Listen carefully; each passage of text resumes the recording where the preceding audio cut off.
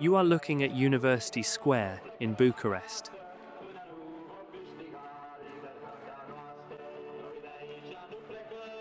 It is the spring of 1990. To the untrained eye, this looks like a festival. People are playing guitars. They are reading poetry. They are laughing. They have declared this intersection a zone free of Neo-Communism. They call themselves Golani, the hooligans. It is a name given to them as an insult by the new president, Ion Iliescu, but they wear it as a badge of honor. They are singing the anthem of the square, better dead than communist.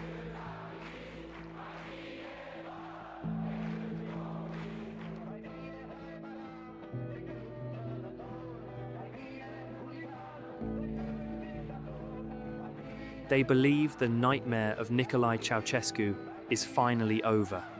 They believe they have won. But they are wrong.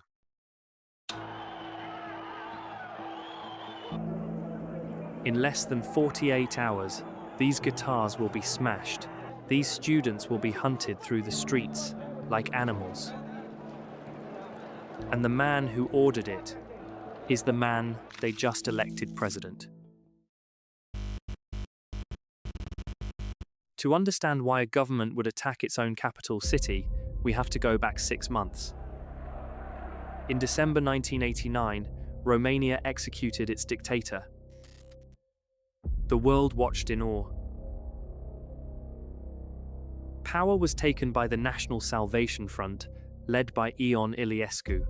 To the west, he looks like a smiling Democrat, a Gorbachev-style reformer.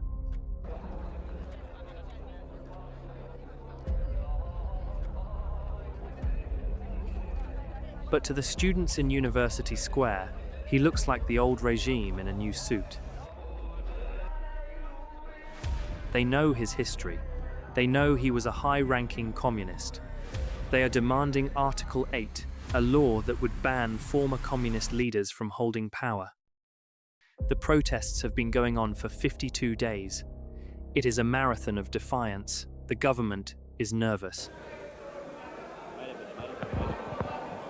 The elections have just passed, and Iliescu won by a landslide. But this square is a stain on his legitimacy. He tries to send the police to clear the tents. The police are weak, terrified of the crowds.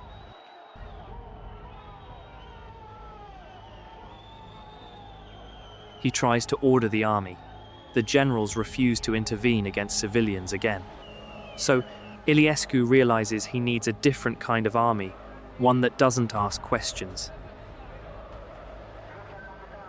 The morning of June 13th, the spark is lit. Riot police storm the square at dawn to clear the hunger strikers. They use truncheons and electric shocks, and the reaction is explosive.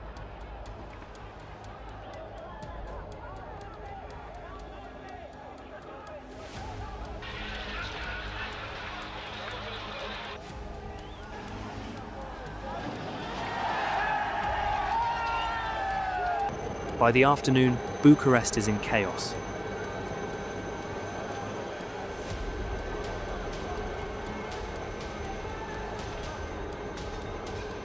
Buses are burning.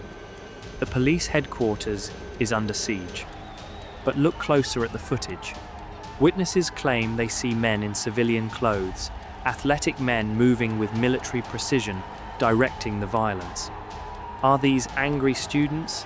Or are they provocateurs planted by the Secret Service to justify what is coming next? That evening, President Iliescu goes on national television.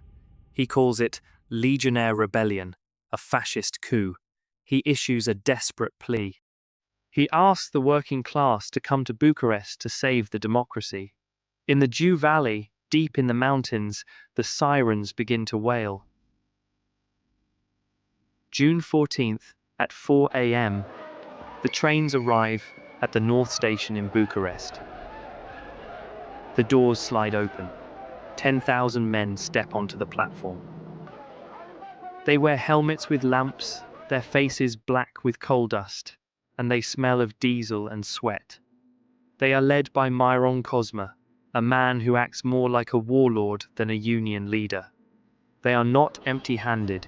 They carry axe handles, iron chains, and high-voltage rubber cables with metal tips.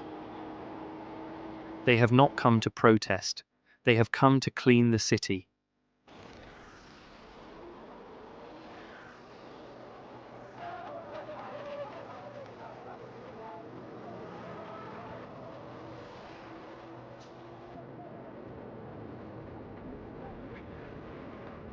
They are organized into battalions. Some head for the university, some head for the opposition party headquarters, some head for the television station. The occupation of Bucharest begins. The miners move with a brutality that shocks the city. They stop civilians on the street. It is a primitive, instant trial. They check your hands. If your hands are rough and calloused, you are a worker. You are safe. If your hands are soft, if you wear glasses, if you have a beard, or if you are dressed in fashionable clothes, you are an intellectual. To the miners, you are the enemy. They storm the University of Bucharest. They break down the doors of the Faculty of Architecture. They destroy the geology labs. They smash the printing presses of the free newspapers. They claim they are looking for weapons and drugs. Instead, they find typewriters and textbooks, but they destroy them anyway. To them, these machines are dangerous. But the miners are from the mountains. They do not know the streets of Bucharest, so who is guiding them? Footage shows unknown men in grey suits and white overalls walking beside the miners, pointing out specific apartments, pointing out specific student leaders. These are the remnants of the Securitate, the secret police. They are using the miners as a blunt instrument to finish what they started in December. Then they find him, Marian Munteanu, the voice of the square. He is not arrested, he is surrounded. For minutes he is beaten with clubs and wooden beams until he stops moving. They break his leg, they break his ribs. Witnesses say the miners prepared to throw his body into the university fountain. He is saved at the last second, only to be thrown into a prison hospital. June 15th. 2 days of violence. 4 confirmed dead, hundreds injured. More than 1,000 illegally detained in military bases. The order has been restored. President Iliescu gathers the miners at the Romexpo exhibition center. The world expects him to condemn the violence. The world expects arrests. Instead, the president smiles. He thanks them. He praises their high civic vigilance. He calls them the defenders of democracy. He gives them food, beer, and new clothes, and sends them back to the mines on special government trains. The message to the country is clear. The revolution is over, and dissent will no longer be tolerated. The Mineriad of June 1990 did not just break bones, it broke the spirit of a generation. In the months that followed, a massive wave of migration began. The intellectuals did not fight back, they left. Hundreds of thousands of educated Romanians packed their bags, realizing that the new Romania was just the old one in disguise. For decades, the question remained, was it spontaneous? In 2017, 27 years later, Ion Iliescu was finally indicted for crimes against humanity for calling the miners. But for the students who stood in that square, dreaming of a free country, for the victims beaten with rubber cables on Magaru Boulevard, justice arrived 30 years too late.